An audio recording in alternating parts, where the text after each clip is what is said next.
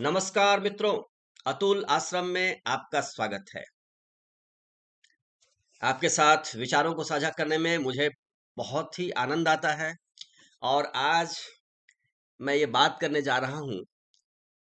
हनुमान जी भगवान राम को प्रायः प्रभु कहा करते हैं।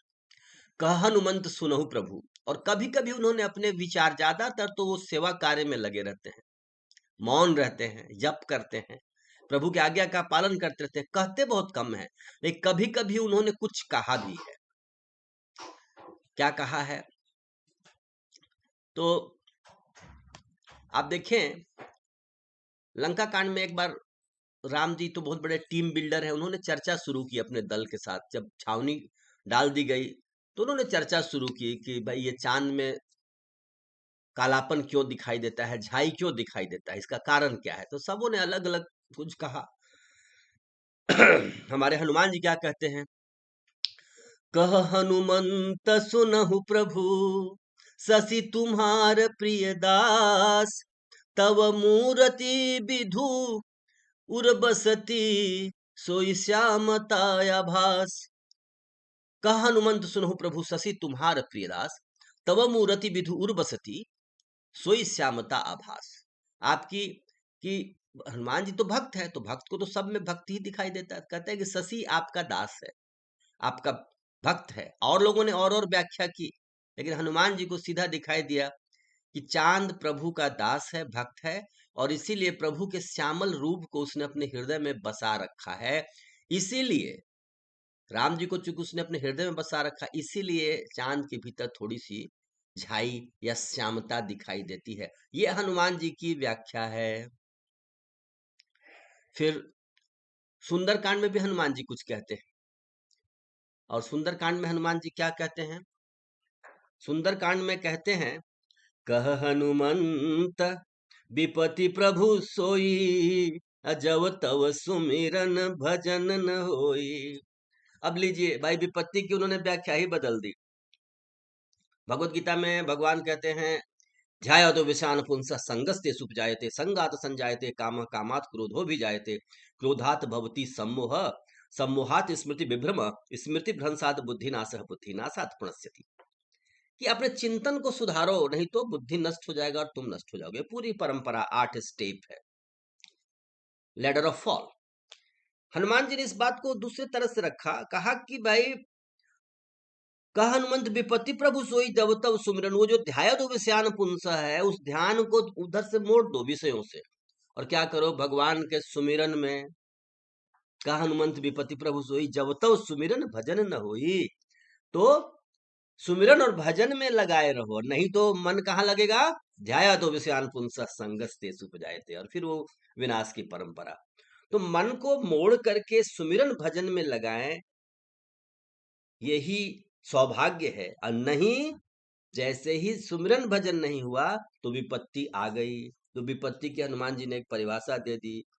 तो हनुमान जी के ऐसे महान विचार हैं, जब भी वो मुंह खोलते हैं कुछ बहुत अच्छी बात कहते हैं, जिससे हम लोगों का मार्गदर्शन होता है। कह हनुमंत विपति प्रभु सोई, अजब तव सुमिरन भजन न होई। मत करिए सुमिरन भजन, विषय चिंतन होगा और धीरे धीरे कामना उत्पन्न होगी, कामना के बाद क्रोध आएगा, और क्रोध के बाद धीरे धीरे स्मृति भ्रंश होगा और होगा। तो ये है विपत्ति की परिभाषा, और यह है सौभाग्य की परिभाषा। विपत्ति नहीं है का सीधा मतलब है कि भगवान का भजन और चिंतन हो रहा है, सुमिरन भजन हो रहा है। तो हम सुमिरन भजन को करते रहें और काम करते रहें। कर से कर्म करहु विधि नाना, अमन राखहु जहाँ कृपा निधाना। हाथ से काम हो और मन कृपा निधान के चरणों में हो। जैसे भरत जी करते हैं। भरत जी क्या करते हैं? राम चरण पंकज मन जासु, अलुबुध मधुपई व तजय न पासु। भरत जी का मन राम जी के चरण कमलों में चक्कर काटता है। मन मधुप प्रण करी तुलसी, रघुपति पद कमल बसई हो। तुलसीदास अपने लिए कहते हैं कि मैं कब अपने मन मधुप को, भंवरे को भगवान के चरण कमलों में लगा दूंगा। क्योंकि भंवरा तो खुशबू के लिए कमलों का चक्कर काटता है, कमल के पराग के चक्कर में होता है भंवरा। तो कहते हैं कि मेरा मन भंवरा बन के राम जी के चरण कमल में कब लगेगा। तो ये सौभाग्य की परिभाषा की गई है, सुमिरन भजन हो। और भगवान गीता में इसके लिए बहुत अच्छा उपाय बताते हैं। यत करोसि यदनासि यत जुहोसि ददासि यत यत तपस्सि तत कौन्तेय कुरुस्व मदर्पणम। कि अगर तुमसे साधना नहीं बनता है, क्या उपाय है? माम अनुस्मर युद्धस्य तस्मात् सर्वेषु कालेषु माम अनुस्मर युद्धस्य। सभी कालों में युद्ध भी करो और मेरा स्मरण भी करो। और स्मरण नहीं होता तो क्या स्ट्रेटजी है? तो ये स्ट्रेटजी बता दिया, यत करोसि यत नासी। जो भी करते हो, जो खाते हो, जो तपस्या करते हो, जो ध्यान दान देते हो, सब तो मुझे समर्पित कर दो। मतलब काम को मत छोड़ो। साइकिल चला रहे हो, साइकिल चलाओ। खेती कर रहे हो, करो। सब करो, लेकिन वो मुझे समर्पित कर दिया करो। ईश्वरार्पण पूर्वक कार्य को करते जाओ। तो क्या होगा? सदा सुमिरन भजन होगा। और हनुमान जी का जो सजेशन है उसका पालन होगा। जब तब सुमिरन भजन न हुई, तो उसका उल्टा क्या है कि हरदम सुमिरन भजन हुई। Always I will remember you, I will sing the song of you, I will remember you. Oh God, beautiful, oh God, beautiful, oh God, beautiful, oh God, beautiful, oh Lord, beautiful, oh Lord, beautiful, oh Lord, beautiful, oh God, beautiful.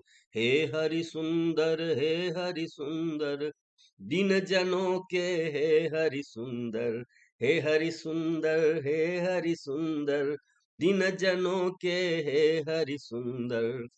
तो इस तरह से हनुमान जी की दोनों व्याख्याएं बहुत ही अच्छी हैं। पहले तो उन्हें हर किसी में भक्त दिखाई देता है। और चांद के बारे में लोगों ने क्या क्या बातें कही लंका कांड में। अंगद विभीषण जी ने कुछ और कहा, उन्होंने सुग्रीव जी ने कुछ और कहा। सब ने अपने अपने विचार दिए, अंगद ने भी कुछ कहा, सब ने कहा। लेकिन जब हनुमान जी कहे तो हनुमान जी ने यही कहा, चांद आपका भक्त है। तो इस तरह से हम भी पॉजिटिव विचार को रखें। राम जी बहुत पॉजिटिव हैं और उनके भक्त होने के चलते हनुमान जी भी पॉजिटिव। जैसा भक्त वैसा भगवान, बिन गुण कीते भगति न होई। तो ये दोनों ही पॉजिटिव एस्पेक्ट को देखने वाले हैं लाइफ में। राम जी को वन गमन बहुत आनंददायक लगता है। ऋषि मुनियों का दर्शन होगा, आशीर्वाद प्राप्त होगा, माता पिता का वचन का पालन होगा, भरत को राज्य मिल जाएगा। मतलब खूबी ही खूबी जंगल जाने का दिख रहा है उनको। Positive, he is positive. वही हनुमान जी की दशा है।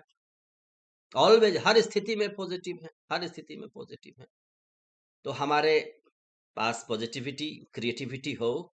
हम हनुमान जी के गुणों का चिंतन करें, राम जी के गुणों का चिंतन करें, जीवन में आगे बढ़ें, अपने राष्ट्र, समाज और परिवार को सुदृढ़, संपन्न, सुंदर, शक्तिशाली और ज्ञानवान बनाएं।